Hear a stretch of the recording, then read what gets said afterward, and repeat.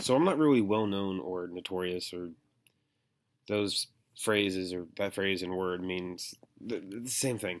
Point being, I'm not really well known for making rant videos, but this video is more of about how I'm feeling and almost like depression coming across from this, not actual depression, because that's a serious illness and it's stupid. I think when people say like, "Oh, I'm so depressed," when they get like 2 scoops of ice cream instead of three. I'm like, no, people get depressed when they have mental illnesses or like everyone in their family blows up in a plane and they aren't being able to cope with the stress of that.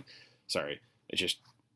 It's like I actually hate it when people say "fuck my life" because it's like it's something so insignificant, and I'm like, well, that guy lost an arm, but yeah. Anyway, Tosh Point oh did a really funny segment about that as well. Anyway, Um, the main complaint I have right now is about how boring Yu-Gi-Oh is. Um,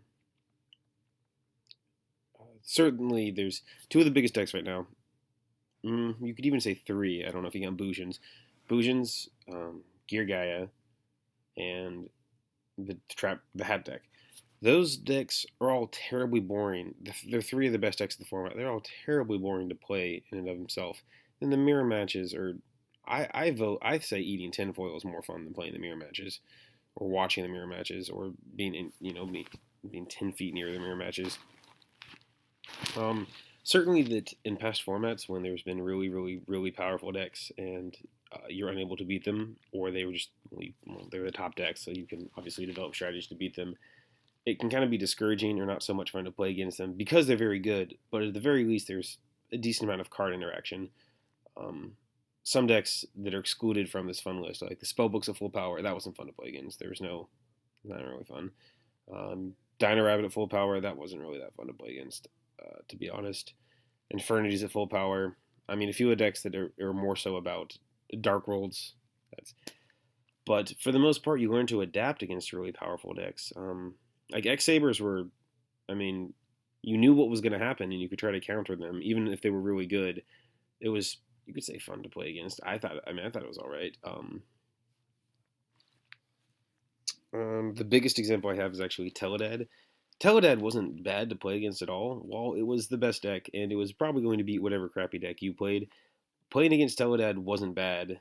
It certainly wasn't boring for the player. And then mirror matches were heavily skill intensive because it was all a matter of constantly trying to think one step ahead of your opponent. The big three level 8 synchros at that point were Thought Ruler Archfiend, which has 2700 attack, and it can says, like fuck you to things like Phoenix Wing Wind Blast. Then there was Stardust Dragon, which obviously is good against things like Dad. And then there was Colossal Fighter, which wasn't necessarily good against either one of those, but you couldn't synchro your way. You couldn't summon a synchro monster that was bigger than either one of those. I mean, obviously you had your own Colossal Fighter and yada yada blah blah blah. But um, those decks were really interesting to watch and especially play mirror matches with because, for example, you're the turn player. You have an opportunity to make a level 8 synchro. You have to decide what level 8 synchro is best, A, for the situation, or B, possibly later on in the duel, and act accordingly. And whatever synchro you make, you know that your opponent is going to have a set number of responses to try to counteract that. Like, if you make a Stardust, your opponent's trying to, maybe they could summon a Dad and try to attack over it, or they could Phoenix Wind Blast it, or Colossal Fighter over it. And then so you have the option of making Thought Rear Archfiend to be anti-Phoenix Wind Blast and so on. And there's pros and cons to each one. And so you have to think about what your opponent's going to do to do that.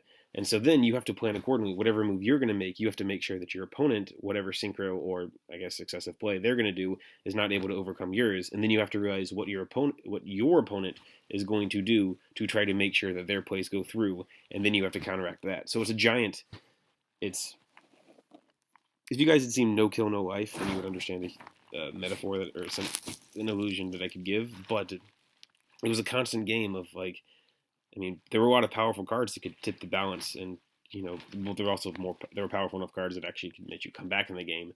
But it was a constant, not headache, but constant battle to be like, I don't know. I mean, you had to think 7 steps. Literally, I know that's a large part of Yu-Gi-Oh, but you really had to think like 7 steps ahead of your opponent to win in Teledad format. And then you jump forward to now where there's mirror matches where it's like a Bujin mirror match. I understand that certain mirror matches are whoever's going to go first is probably going to win, but Bujin's is just like Like, does anyone want to play that mirror match? I've actually had people play it for fun. Or a Gear Gaia mirror match. That one's almost a little interesting. Not really, but it's a matter of, I mean, armor set 5. Bujins is like first to Yamato. Then the worst right now is the Trap Trick Trap hand deck.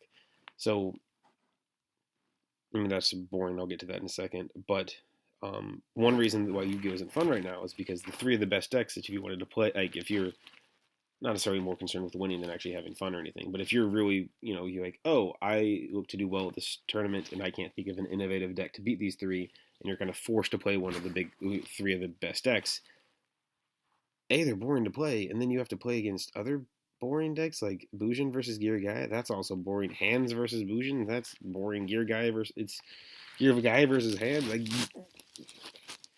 Like nothing's fun. And so, I mean, actually, yesterday I watched 2 hand mirror matches that ended in ties. One ended in ties at game 3 because neither one of them could really get anything going, and they were at 6,000. They both warning they were at 6,000 life points game 3. In another mirror match, they actually tied in game 1 with, I don't know how many life points, 60. I want to say 5,000 or something. I don't really know the exact number, but actually I watched Cowboy get made a grand total of, what was it? Yeah, Cowboy got made 5 times at the end, with dichotomy, of course, because they only ran 1. But it was just ridiculous how the entire game was just set monster, set monster. Occasionally summon a Murmelo or something, set monster, blah blah blah. And then the end of the game when they realized they were both in time, they just kept trying to make Cowboy and recycling with dichotomy, and it just